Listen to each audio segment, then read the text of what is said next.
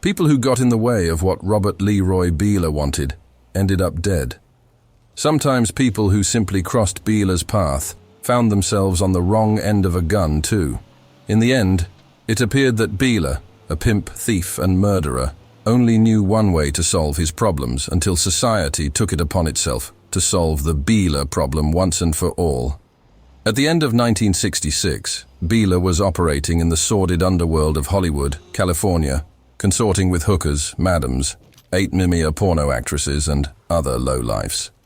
He had been married in the early 1950s, arrested and convicted of robbery a few years later, sent to prison until 1960 when he was paroled, and then sent back until 1966 for a parole violation. During that time, his first wife divorced him, and after he was released in August 1966, Beihler married a woman named Janet. He lived with Janet and her 2 children from a previous marriage and worked as a painter. While he was in the joint, Beihler met Richard Dixie Aldrich, a professional burglar. Through Dixie, Beihler met a criminal defense attorney named Howard Meyerson, whose clientele included Morton Molin, a 25-year-old gigolo and heroin addict who was staying with a madam named Julia Cook. Julia lived in North Hollywood with her 15-year-old son, Kenneth, and operated a string of call girls from her apartment. It was decent business for Julia, who reportedly took in between $500 and $1,000 each day. As a sideline, Julia sold 8mm porno loops and fenced stolen goods. Beihler had a sexual relationship with Julia, but he really coveted her trick book that listed her girls along with the Johns and their particular kinks. Although he was sleeping with Julia, his attitude toward her is evident from his statement he gave to police much later. "Her body was scarred," he remarked. "Her breasts were far too large for my taste. She didn't kiss as satisfactorily as I would have liked, and she didn't function very well." Beihler had plans to take over the pimping operations of the entire San Fernando Valley, and in order to do so, he felt he needed to get rid of Julia. To do that, he needed a gun. Fortunately, Dixie Aldrich knew how to get one. Attorney Meyerson's bail bondsman had fenced a nickel-plated .32 break-top Smith & Wesson from one of Meyerson's clients. The Saturday night special found its way to Morton Molin, the gigolo living with Julia. Shortly before Julia was murdered, Janet Beihler overheard her husband talking to someone on the phone. "Can you get me a gun?" Beihler asked. It was Molin on the other end, and he agreed to provide Beihler with the .32 for $150. The heroin junkie gigolo turned the gun over to Beihler the next day at a bar called the Iron Horse. He recalled later that it was loaded with 5 rounds. After the sale, Molin returned to the Meyerson house where he received a phone call from Julia, telling him that Bob Beihler had shown up at the North Hollywood apartment. When Julia called, Molin inferred that she was frightened and that Julia was muffling the phone like somebody might have been standing right next to her and she didn't want them to overhear what she was saying, he said. Molin waited until nearly midnight before he headed over to Julia's North Hollywood apartment. Inside, he found Julia and 15-year-old Ken slumped in 2 chairs in the living room. The house had been ransacked and the TV was on. Julia's trick book was gone, and Molin, not wanting to pass up an opportunity, helped himself to some jewelry and $800 in cash. Molin returned to Meyerson's home and said he had not been able to get into Julia's home. The next day, Meyerson and Dixie Aldrich convinced him to go back to the apartment to see if Julia was okay. Molin did so and reported what he saw. He told Meyerson that he had seen the bodies in the same position the day before. Meyerson called the police, who discovered that Julia and her son had been both shot twice in the head with a .32 Smith & Wesson. A towel similar to the type that Beihler's brother-in-law, a barber, used in his shop was found at the scene. Apparently, the shooter used the towel to muffle the sound. Suspicion quickly centered on Molin, Beihler, and the Skells connected to Meyerson and his law office. Beihler convinced Janet to provide him with an alibi, and he ditched the clothes he wore to the murder. Although the gun used to kill Julia and Ken was never found, Molin was arrested on suspicion and soon released. On the morning after the murders, Beihler had called another friend and told her that Julia and her son had been snuffed. He told the friend to look in the Los Angeles Times, but the paper did not run anything that day. However, the woman did talk to police and based on Beihler's big mouth, he was picked up and charged. When the police couldn't break Janet's alibi, the best the authorities could do was charge Beihler with parole violations. He was sent back to the joint for that, and the North Hollywood murder investigation went cold. In August 1973, Beihler was reparoled and was once again living with Janet and her children. They lived near Sunland, and Beihler was trying to re-establish himself as a Southern California pimp. He passed his days at a bar called the Shadow Hills Lounge, where Janet had befriended a young disabled Vietnam vet named Michael Coveney, who was supplementing his meager government stipend by selling cocaine. Beihler and Coveney had a fatal run-in on October 14, 1973, in the parking lot of the Shadow Hills Lounge. According to the bartender, he was called outside at about 10 p.m. that night to see Coveney laying on the ground with Beihler standing over him. Beihler pulled the disabled vet, who had recently broken his left leg in a motorcycle accident, to his feet and dragged him to his car, and away from the bar. He drove about a mile away to Janet's home, where she was sleeping with her 2 young children.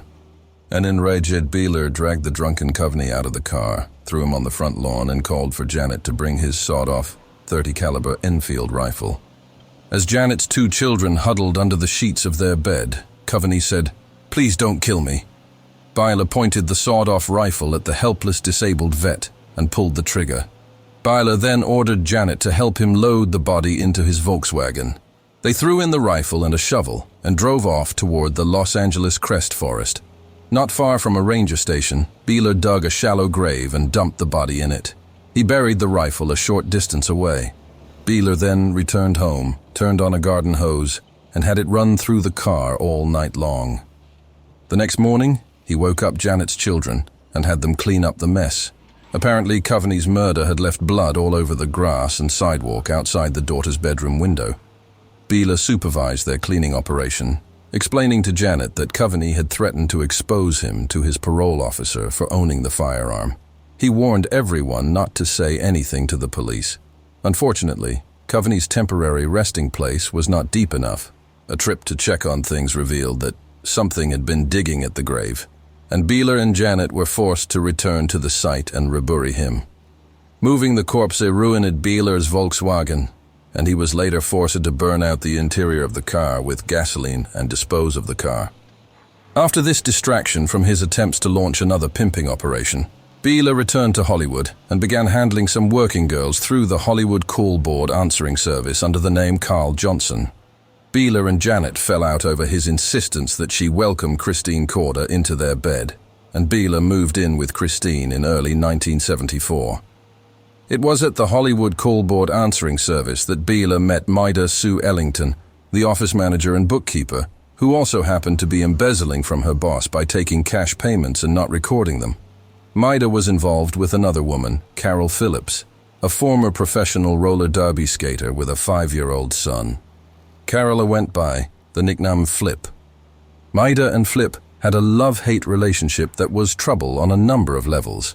Not only were they both women, but Maida was white and Flip was black. Maida was also dealing dope, working as a prostitute, and was stealing from her employer, none of which Flip thought was appropriate. When Flip threatened to tell Maida's mother that her daughter was a dope-dealing lesbian prostitute and a thief, Maida told Beihler that she wanted Flip burned. For $2,000, Beihler was only too happy to oblige. Flip's contract killing, unfortunately, didn't go as smoothly as Beihler's previous murders. Several days before Beihler's first attempt on Flip's life, he and Christine went to a Hollywood costume shop and bought a gray wig and matching mustache. Beihler then met up with Maida, who gave him a .22 caliber handgun to use in the hit. The plan was for Beihler and Christine to pose as plumbers in order to gain entry into the house Flip and Maida shared. In an effort to be clever, Beihler bought a toolbox, cut a hole in the bottom large enough to fit his hand, and another in the side big enough for the barrel of the pistol. Then he wrapped the gun in a towel and tape.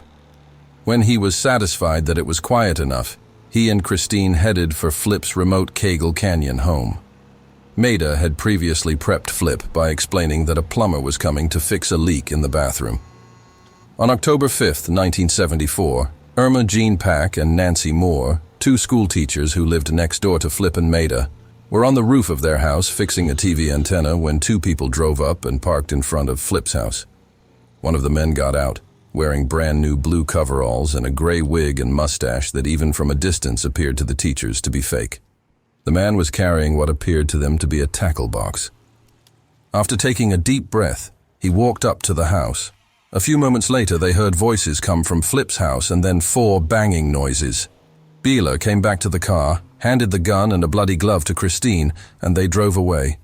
The school teachers could not get the license plate, but did manage to get a description of the car, a Volkswagen. Beihler and Christine disposed of their clothes at a laundry and dumped the wigs and mustache in a garbage can somewhere along the way. She tried to run up the stairs, Beihler told Christine. I knocked her down and told her to keep her mouth shut. This was a robbery. Beihler told Christine that he shot Flip 4 times in the head and that he thought she was dead or dying when he left. The neighbors rushed over to Flip and found her lying in a puddle of blood. She had been hit 3 times in the head, twice behind the left ear and once behind the right. Amazingly, she was still alive and would recover from the attack. They called Maida, who met Flip and the police at the hospital and nearly brought the whole plot crashing down. Not knowing that Flip had told authorities that the shooter had identified himself as the plumber, Maida told police that they had had a plumbing problem, but that she hadn't yet called anyone to address it. The doctor who treated Flip vividly recalled later that Maida said, I'm not surprised that this didn't kill her because she has such a hard head. In the weeks following Flip's attack, Maida did little to deflect suspicion. She told 2 co-workers that Flip was threatening to tell her mother about her lifestyle and asked another if she would still like her if she had Flip shot. On December 22, 1974, Beihler and Maida decided to try again to kill Flip. The women were celebrating an anniversary at the Hialeah Lounge, while Beihler and Christine staked it out across the street. This time, they had decided it was going to look like a robbery. When the 2 women came out of the bar and got into their car, Beihler got out of his Volkswagen and into the back seat of Maida's car. Holding a gun to Flip's head, he directed them to drive to a remote gravel road. Christine followed in the VW and watched as Maida got out of the car, followed by Beihler. He hit her with a blackjack, and Maida fell to the ground. When he walked back to the VW, Beihler said to Christine, "This time she's really dead." Maida lay unconscious in the road for about 15 minutes until a couple who lived on the gravel road pulled up. They discovered Flip dead in the car and Maida with a bruise on her head and a broken nose. A search of Flip and Maida's home revealed 2 .22 caliber pistols, each similar to the one that apparently killed Flip. The ballistics tests were inconclusive, however. Because Maida had run her mouth so much before Flip's murder, police didn't take long to link her to the killings. She was arrested on January 30th, 1975, the same day as Beihler. None of the killings would have been linked if Christine hadn't jumped parole and went on a crime spree with an escaped federal prisoner named Michael Thompson.